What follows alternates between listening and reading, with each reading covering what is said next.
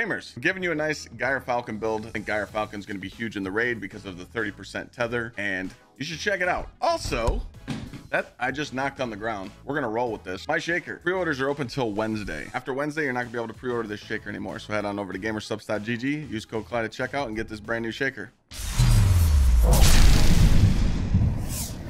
What's going on, gamers? I know a lot of you have seen a lot of strand builds on YouTube for the hunter, but I wanted to give you a Gsxrclyde raid build. This is something that I would bring into the raid on Friday because 30% debuff, buffing everybody's weapon damage, in my opinion, is better than running strand, unless we just put on strand and tractor cannon and beat the crap out of these bosses, but we'll have to see. So I know you might have seen a lot of Gsxrclydes before. This build is strictly for keeping your devour, your invis up, volatile, armor charges, DPS, and I'm using all weapons that you can get in the game currently. Can't go wrong with getting a Wither Horde. All you have to do is go buy it from the kiosk. Funnel Web is a world drop, but I also was pairing it with Unforgiven with Demolitionist, but I figured most people don't have this weapon, so I put on a Funnel Web. Fun thing about this grenade launcher, this Regnant, you can unlock this heavy grenade launcher by doing the Battlegrounds activity and turning in engrams. Once you unlock it, you can go into your weapons, go into the grenade launchers, and buy as many as you'd like until you get the roll. I'm just going to buy one here for testing purposes. Let's just say this is the roll you want because you like, man, I like explosive light and repulsor brace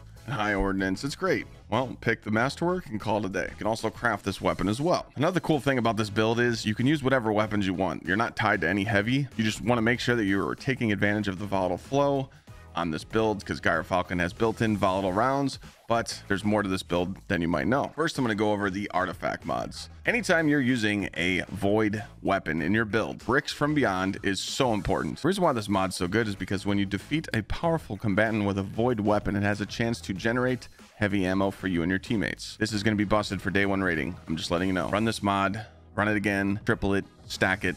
I'm kidding, but just make sure it's activated. Also, you might not know is running a swap helmet, heavy ammo finder, and heavy ammo scout. People run this in your fire team. Not only a brick will drop for you, but it'll drop for your teammates. This might be something to stack up heavy in day one raids. Just wanted to point that out. Another mod that people might not know about is this prismatic transfer. Prismatic transfer is a 20% increase in weapon damage for 10 seconds. Treat this mod as high energy fire was the past year. It does not stack with empowering buffs such as Bubble, Empowering Rift, and Radiant, but it does stack with weapon surges.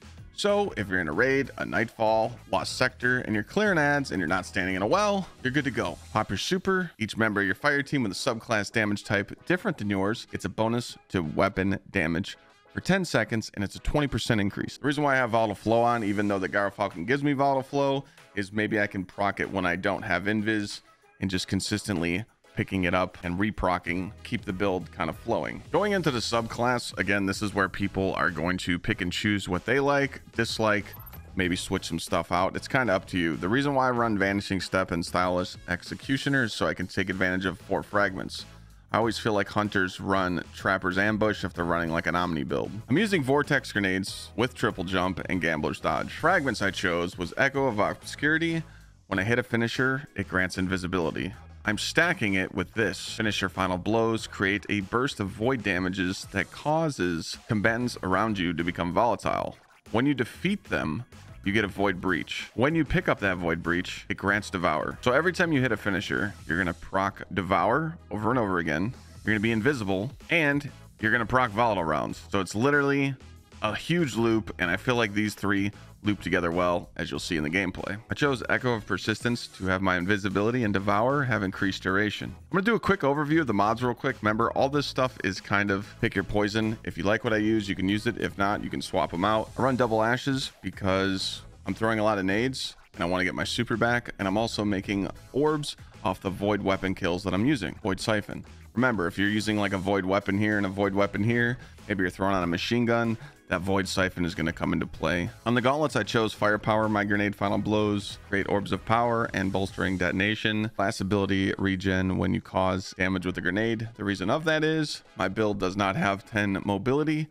Not saying that you need it, but I'm not going to drop my resilience or my discipline for that. So I figured I can put that mod on, stack it, and get my class ability up more from damaging with my grenade. I know reserves are buggy right now, but I chose reserves and sniper damage resist with solar damage resist just because what I was doing that lost sector, I knew that there were snipers and solar, so I put the resist on.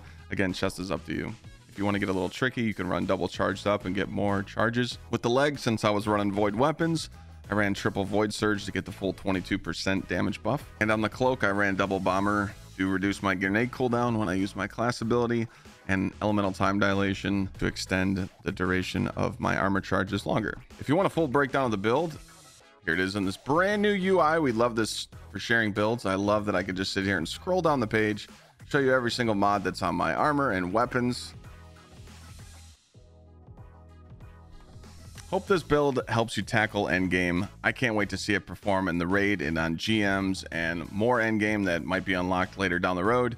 But again, I think an invis volatile hunter with Gsxrclyde boosting the team for tether damage is going to be huge. Remember, you have stuff like weapon surges, tether, well, that's going to optimize your DPS the most. Don't forget about like boots of the assembler and Lumina, but I feel like tether is going to be really important for the raids if we get damage checked. So hopefully this build helps you out, and don't forget to sub on the way to 100K, and I appreciate you watching this video.